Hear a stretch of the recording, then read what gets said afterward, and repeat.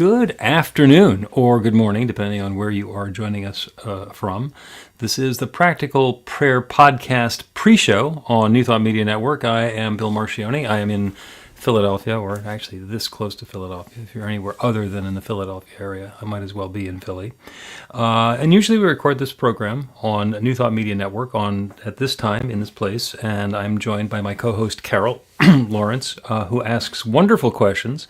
Carol is off this week, so I will be asking myself questions, or maybe I will just be answering myself questions. And a week from now, or week and a half from now, this is going to turn into an episode of the Practical Prayer Podcast. So the idea here is just to generate some ideas and share some new thoughts for the sake of how to discuss that. As always, if you have a question or a comment or some bit of intrigue, a request for a prayer, a conundrum that you've been facing as you're dealing with this new thought metaphysics kind of thing, feel free to put it into the comments, and I can respond to that in real time.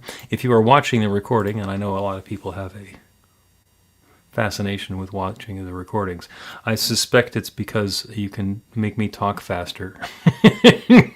Get through it that much more quickly. I don't know. But if you do, you can go to the website at bethelight.com, be-the-light.com. There's a practical prayer section, including a button where you can submit the same sorts of questions, suggestions, requests, etc. So since there's not a whole lot of catching up to do with my co-host, because my co-host is not here right now, and it's just me talking to myself, which I've been doing all day,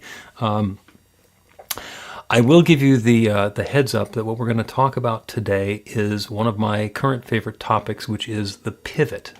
And I'm not going to go into the details of it now. Let me go ahead and play the opening for the podcast, and then I will explain it during the podcast recording.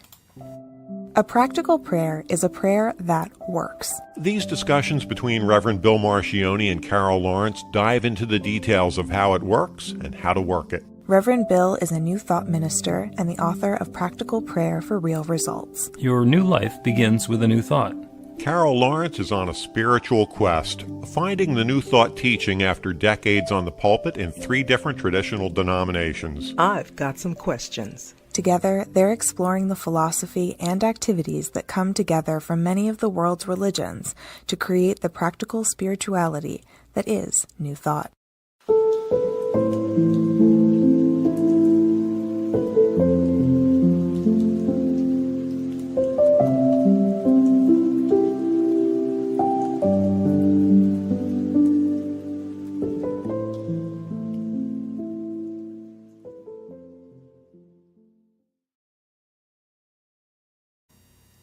Welcome to the Practical Prayer Podcast. I am Bill Marchiony, here today without Carol Lawrence asking questions, and we're going to have an episode of the Practical Prayer Podcast. This is a solo episode with just me. So in this New Thought teaching, we say there is only one, and on this particular episode, in fact, there is only one. There is me. And we talk about different topics of practical prayer and impacts and aspects and ways that it influences life and philosophy and such on a weekly basis on the podcast. In fact, this is episode number 201. So this series of questions has been going on for quite some time. And instead of a particular question, today I want to talk about one of my favorite things, which is the pivot. And the reason that the pivot is important is because that is the active engagement that we get to have with creating a new experience in our lives. So just to go over the fundamentals of a practical prayer, it's 5 steps, maybe 7, depending on how well the first 3 work for you. The first step in a practical prayer is recognition. To recognize that there is one infinite creative power, one divine source, one essence that shares itself as all of its creation. There is only one. It is not a duality, it is not a multiplicity, there is one. And the reason that everything in the universe, everything in our experience appears different is because it is individualized or particularized in different forms. So that everything includes me, it includes you, it includes everything we're involved in, everything that has happened up until now, everything that's going on now, and everything that's going to happen in the future. everything that is in its unfoldment. So the first step in the prayer is to recognize that that's all there is. There is only one. That one is present right here and right now. It is me. It is each of us. It is the sum total of everything that's going on, everything that ever has, and everything that ever will. And once we get that grand, big idea of just exactly how large this creative essence is, we move to the second step, which is unification. And that's where we acknowledge that since there's only this one divine presence, that we must be included in it. All of that goodness that is available anywhere is available within. All of the power, all of the intelligence, all of the love, all of the potential, all of the good, and good is however we describe it, that's available anywhere is available to each of us right now. Unification, understanding that that one is the truth of what we are. We are one with the one. That's the essence of the second step. And once we get ourselves into that mindset of understanding that there is an infinite creative power that creates everything, it's created each of us, and that we're part of that one creative power, the next step is the realization, where we are going to allow that infinite creative power to create something new for and through and as and with us. And it's creating anyway. That infinite creative power is creating anyway. It is guided by the intention of let there be light, or whatever the evolution of the next experience of possibility is. So since it's responding to consciousness, in that third step, that realization step, we are focusing our conscious intention to invite something new into experience. We are taking active part in the creative process that's going on all the time anyway. And that infinite creative power has created everything that we have ever described as good. It has also created everything we have ever described as bad, because good and bad are the ways that we look at things. They're preferences that we have. I like this, I don't like that. I like puppies, I don't like Nazis. And there are a lot of ways of identifying what we consider to be good and what we consider to be bad. And if you think you've cornered the market on what's good, and that what you think is good is what everybody thinks it's good, and anybody who disagrees with you somehow is wrong or bad, you have missed the point. Everybody has their own unique perspective. Everybody is coming at it from their own particular direction. So good for one person might be not good for another person. So if there's somebody who's in a dispute, then me getting this particular piece of land would be good. And for the person who's been living on that particular piece of land for a while, me getting that land might not be good. So there is a difference in perspective about what we're inviting in. And it's not like saying, I have to get my way. If it's that situation, there's a dispute over property, over who gets to call a particular place home.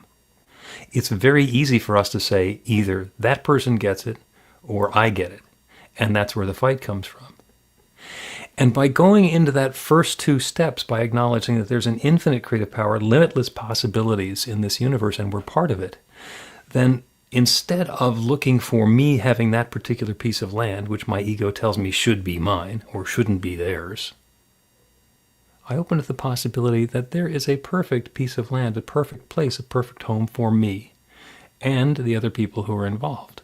And there's a way that the pieces can fit together somehow that brings good and harmony and uplift and prosperity to me and to everybody involved. So the third step in the prayer is realization, where we are inviting that infinite creative power to create something new for and through and as us. Those are the three that we pay the most attention to.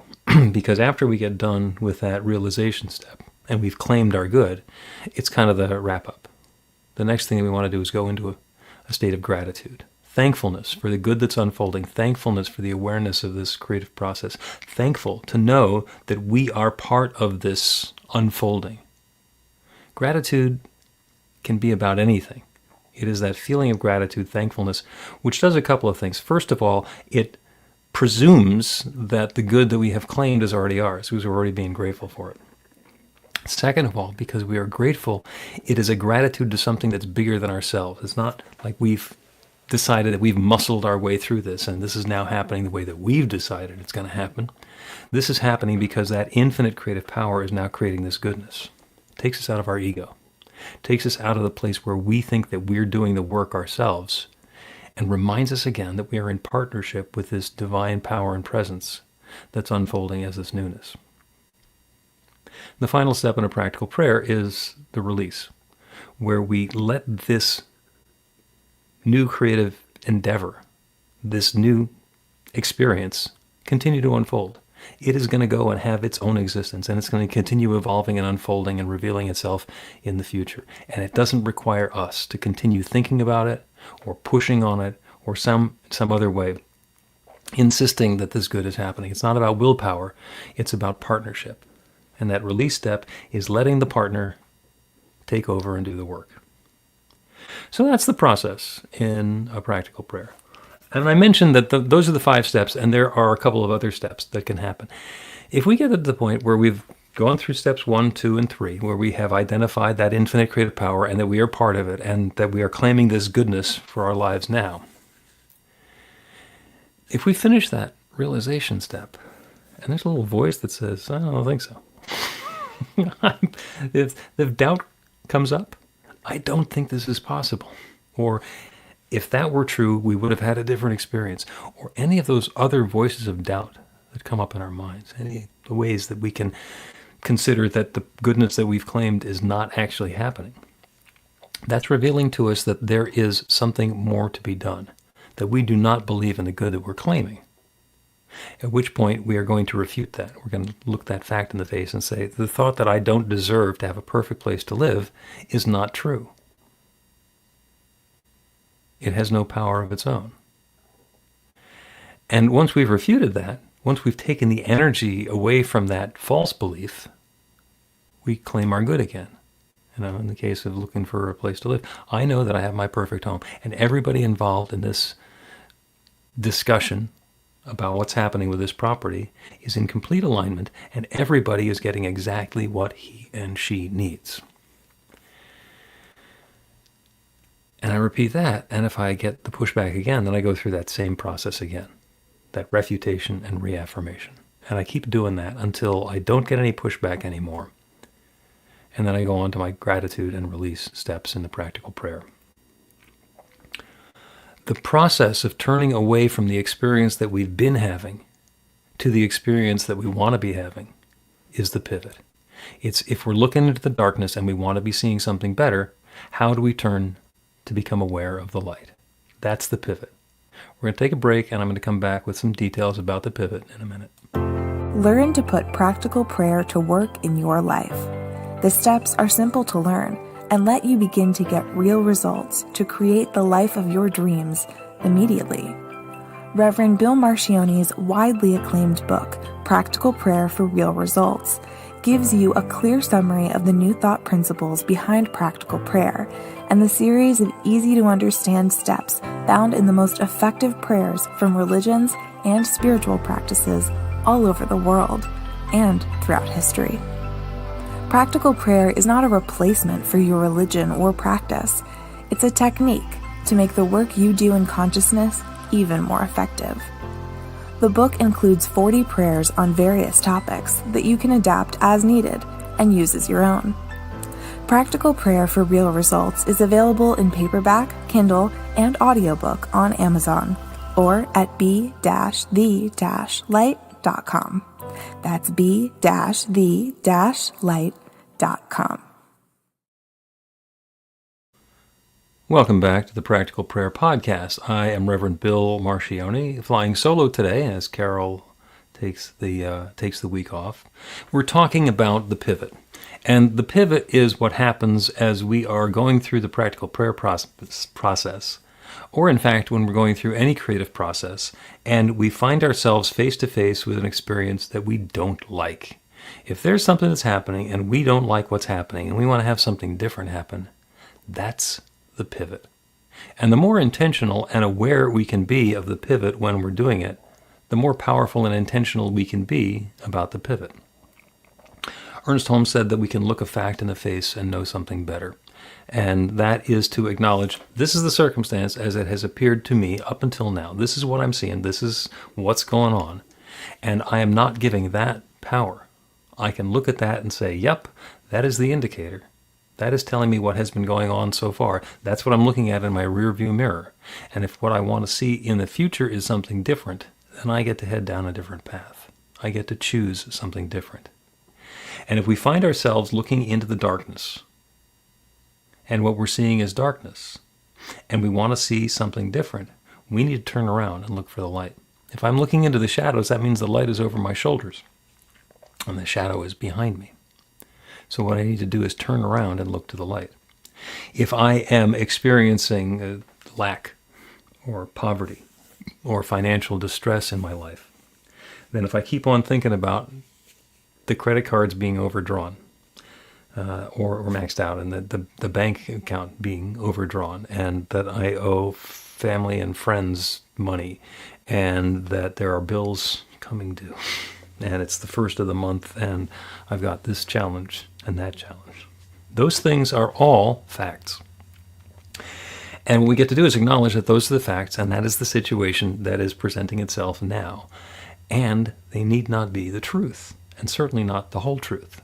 We can turn from the facts of the challenge, of the difficulty, of the scarcity and the lack and limitation in our experience. And when we're going to pivot, we're going to look at the spiritual truth. Back to the first two steps of the practical prayer. There is one infinite creative power, one divine presence, one source that is sharing itself as all of creation. So every dollar, every place, every person, every interaction is that one taking its own specific and particular form. God's love is showing up right here and right now as fill in the blank. Everything. It's all that divine power and presence. It's all God. So that divine power and presence is revealing itself right now as me. It's revealing itself right now as this situation that I'm facing. It is revealing itself as the challenge and the opportunity for there to be more funds available to pay expenses. That one is not just showing up as the problem, that one is showing up as the solution. So as we turn away from the problem, we turn toward the solution and invite the good into our lives.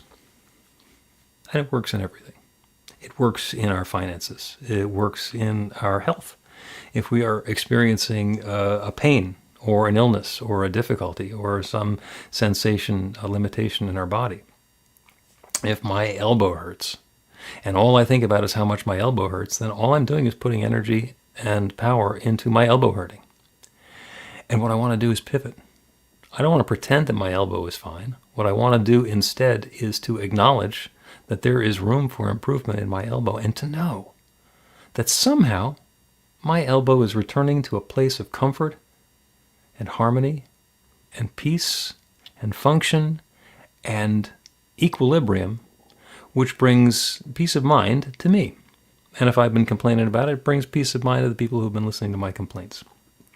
I want to turn away from whatever the symptom is, the situation is, and turn toward the good that I'm seeking instead. I hear you say, Bill, that sounds so simple, but it's not really easy to do. And that, in fact, is correct. This is not an easy thing to do. Because a lot of times when we get ourselves caught up in a situation, it might be something about relationships. You know, somebody who goes through a relationship, they meet somebody, they fall head over heels in love, they get smitten and involved in all the lusty beginnings of a relationship, and then it turns sour and goes south, and it's horrible, and they're facing a horrible relationship. And then it's not just that they're in a horrible relationship or they're dealing with a breakup. There's all those voices telling them this is always what happens to me. I always have relationships that go this badly. I don't deserve to have a good, loving relationship. I don't deserve to have somebody who values me. I don't deserve to have somebody who I can focus all of my love on. And we start worrying about the problem. The thing we want to do instead is pivot. What's the experience I want to have instead? Well, the experience I want to have is I want to have a loving, uplifting, connected relationship.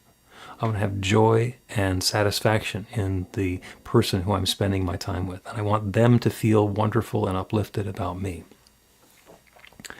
And it's possible when we do that there's something we learned early in life, especially if we find that we've been having these patterns in our relationships or our finances or our health where as soon as something good happens, something bad happens. That means there's a belief hidden in there someplace that's actually the active one. Because that creative law that responds to conscious intention is not responding to what we say. It'd be nice if we could just write out what it is that we want and submit that and have that be what shows up in our lives. It's actually what we believe. So if for some reason we grew up believing that we don't deserve to have enough money to pay the bills, that we are part of a family or a lineage that always struggles with finances, if we learned from our parents that you can't have a wonderful, loving relationship because mom was married 3 times and dad couldn't, etc., etc. If we learned either through being educated or through our experience or through the culture, the way that we were, just the way that society was set up when we were born, this is the way things always happen, that activates our beliefs. We wind up living out those beliefs. So what we get to do is unearth those and reaffirm for ourselves they don't have any power. That might have been true for somebody else. That might have been the experience that I had before. It is not the truth. The truth that I'm claiming is this new experience. I have plenty of money to spend, to share, and to save. I have a wonderful, loving relationship. My elbow is perfectly comfortable and healthy. Everything is fitting together. I go back to playing golf or tennis or hockey or ping pong or whatever it is that I love doing, writing, with ease and joy. And sometimes as we're going through the process of identifying this is the situation and the circumstance that I don't like, and I'm going to pivot to what it is that I do like, we spin right back around and we find ourselves looking at the shadow again. And we get to do the pivot one more time, because it's not true. That experience that we have had up until now, maybe the experience that we've always had and that we're having now, as irresistibly powerful as that might be, it's not the truth, and we get to spin around again. And it is possible to go through the pivot process like a ballerina on point, spinning and spinning and spinning and spinning and spinning. The important part is don't stop, because if you stop, if you just give up, you're going to wind up pointed in the direction that you were going in before. You'll give up and say, I don't deserve that. You do deserve that. All of the good that you can imagine, and good, again, is whatever you describe as good, all of the good that you imagine is available to you. It might not be in the way that you think. It might not be by getting something away from somebody else. It might not be by having a relationship with this particular person, the one who you just saw across the room, or the one that's been waking up in the bed next to you for the last 30 years. Might be something different. As we open to the possibilities, as we let go of our attachment to things being the way that they have been, the way that we learned that they, quote, should be, we open ourselves up to brand new possibilities. That possibility is showing up in a new way in every moment. So as we pivot and we spin back around, we get to learn something. Every time we go through that process, we get to learn something. Because when that voice of doubt shows up in our head saying, this is not you, you don't deserve this, this is not possible for you, we can challenge it. We can take a little air out of those tires and say, the thought that this is not good for me, not available for me, that I don't deserve it is untrue. That's a shadow. That's something that's blocking that divine light of love that's shining everywhere. The thought that it can't show up for me and it can show up for everybody else is impossible. So I'm rejecting that. I'm letting loose that possibility, and I'm turning back to a new possibility that love and good is available to me. And every time we go through the process, we get a little more clarity. That false belief has a little less power. And eventually we're going to stop spinning and settle in to a brand new possibility. Let's take a break, and then we'll conclude with a practical prayer on pivoting to what's new and what's next. Get inspiration in an instant. God calls are the gentle and uplifting moment of truth to help you remember that the bright light of God's love is shining right now as you. It's your God Call with Reverend Bill. Start your 2-week free trial today, and you'll get a phone call 4 times a week from Reverend Bill with an uplifting half-minute message filled with insight, wisdom, story, and fun. Let your light shine. You can answer the call to listen to it live or let it go to voicemail so you can hear it later. After the free trial, your subscription is just $5.95 a month. The details are at godcall.org. God calls are disruptive, intentionally. Whenever you write something, put on a gold star. They take you away from your routine to remind you about the truth of who you really are. They come at random times between 8:15 a.m. and 6 p.m., so you won't be expecting them. And somehow, the message is exactly what you need to hear at the time. Magic is loose in the world. It's a moment of motivation in the middle of your day.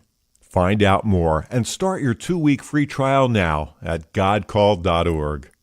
Let's do something fun. Let's go on vacation. Let's take some time off just to do something fun with none of the usual to-do list that we have to deal with from day to day. And let's do it right now. And it'll only take a few seconds. Take a deep breath. Let it out. Take a break. Give yourself the gift of a moment. Allow yourself to stop doing and simply be. Because you are a bright light of love, and for you, being is more than enough.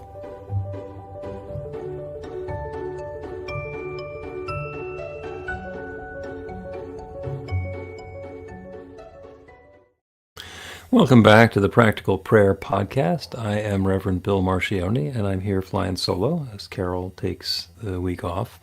We've been talking today about the pivot, the 5 different steps, or maybe 7, or maybe 9, or maybe 11. It depends on how many times you pivot through. That can be any odd number of steps in a practical prayer.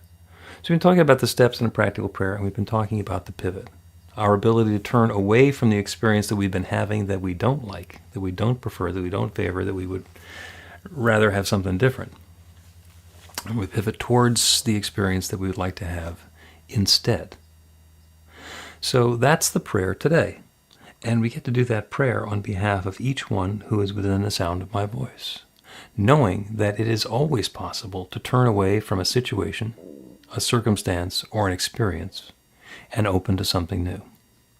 We start by knowing the truth, that there is one power and presence, one divine love, one infinite intelligence, one creative force that shares itself as and in and through all of its creation. Everything is that one. Everything, everyone, everywhere is that one divine power and presence. We can take it all the way back to our creation story. In the beginning there was darkness and void, and God said, "Let there be light," and there was light. That is the intention, let there be light. And that's the creative law responding, and there is. And the rest of that scripture continues to say, God said, "Let there be," and the law responds, and there is. And if we look at it from the way the quantum physicists say that it happened, there was a singularity that exploded. It began evolving and expanding and interacting upon itself to bring everything that exists into experience. An entire process, 14.2 billion years in the making so far. And part of that creation includes me, and each one listening to this prayer. And everything, and everyone, every moment, every planet, every particle, every person, every activity, everything is that one infinite presence expressed in its own particular way. We are each that divine essence, right here and right now. The intelligence with which we think is that infinite intelligence, particularized as us. The experiences that we are having are the experiences of the infinite, particularized as us. There is no specific limitation to the experience that we can have, to the possibilities that are available to us. As we turn away from what we think we know, what we've always believed, what we've always experienced, newness is possible. Through the pivot, through that process of turning away, of turning to a new direction, we invite in a new experience. So that's what I'm claiming for each one listening right now. Whatever the experience has been up until now, which is unsatisfactory or not the peak experience that it might be, for any idea, any preference that we have for experience to be different, I now claim that that infinite creative power that creates everything is bringing that newness about. As we open up to the good that is available, that good is unfolding for and through and as us. And the guidance is showing up for each of us. If there is doubt, if there is hesitation, if there is a thought that this good does not belong to me, that doubt is revealed. That disbelief is made known. And each one, within the sound of my voice, is able to pivot, to turn away from that disbelief, from that thought that the good can't possibly be available, to the absolute sure knowing that it's not only available, but it's on the way now. So that's the good that I'm claiming for each of us, for all of us. Good and more good, pressed down and overflowing in ways that go beyond what we could possibly have imagined. And I'm grateful for it.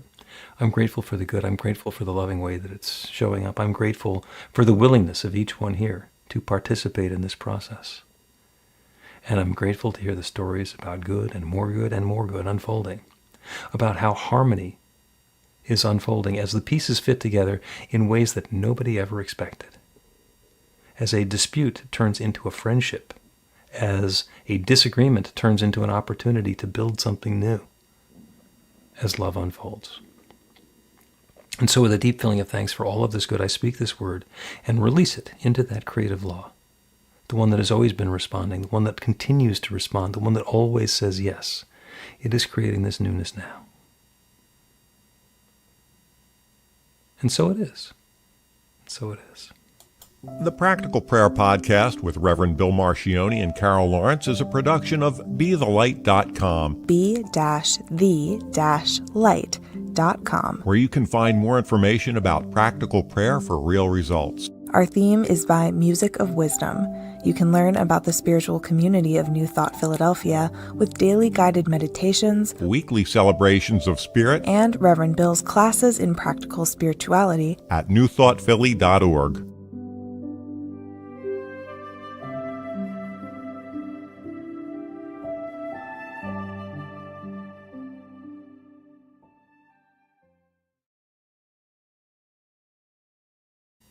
And that concludes episode number 201 of the Practical Prayer Podcast. This is the Practical Prayer Podcast post-show, thanks to alliteration, on New Thought Media Network. I am Bill Marchiony, and I am, as mentioned previously, flying solo without Carol Lawrence. She will be back. I think she'll be back with us in a couple of weeks. She's got some stuff going on. We'll find out about next week. In the meantime, it's me, challenged with speaking for a half an hour on my own. Trick question, is it ever difficult for a minister to talk for a half an hour? And the answer should be obvious. So anyway, it's been wonderful talking to you today. Thank you so much. If you are watching on the recording of this, then you are welcome to go to BeTheLight.com, be-the-light.com, a website where you are able to put in a question or a comment or a prayer request or a suggestion, and we will take it up in an upcoming episode. So again, thank you so much for being here, and have a spectacular day. Please help us say thank you to our organizational sponsors, including the Hefferland Foundation, Affiliated New Thought Network, International New Thought Alliance, Science of Mind Archives and Library Foundation, Center for Spiritual Living Denver, Center for Spiritual Living Midtown, New Thought Philadelphia, Planned Happiness Institute, Summit Center for Spiritual Living, One Heart Retreats, Center for Spiritual Living on the Lake, Unity Kitchener, Unity Spiritual Center Ottawa, Om Center for Spiritual Living, Satya Center, Begin Within Ministries, Center for Spiritual Living North Jersey, Unity of Savannah, and the Center for Spiritual Living Seattle, as well as all of our individual donors. Thank you for being part of the New Thought Media Network. Please like, share, and subscribe. New Thought Media Network, positively inspiring.